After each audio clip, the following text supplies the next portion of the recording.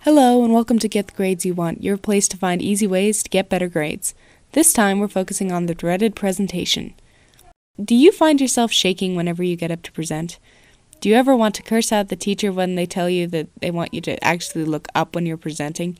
Presenting is possibly the worst thing you're ever told to do. Well, in my opinion.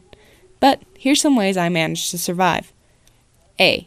Practice. It will help you feel a lot more confident. Stand in front of the mirror and practice until you're not looking at your notes.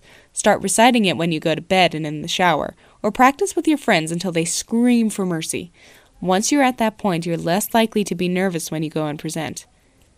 B. Your teacher will always grade you on looking up. However, they don't grade you on where you're looking. Don't feel comfortable looking at people?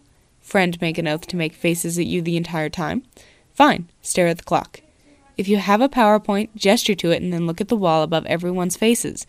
Your goal is to forget they are in the room. In order to accomplish that, you don't want to look at anyone. There's plenty of places in the room to look that aren't the floor or your paper, and your teacher won't care as long as you don't look like you're reading. C. The worst thing, second only to not having any notes, is to have notes in full sentence format. Why? No matter how many times you practiced, as soon as you go up there, they look down and start reading. Fine. Make it so you can't. Write your notes in bullet format. It takes up less space, and it means you can't just read. It forces you to look up, and even if you don't look at anyone, at least you're not standing there reading.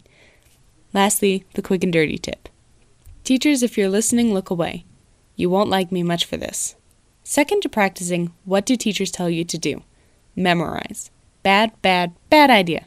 Why?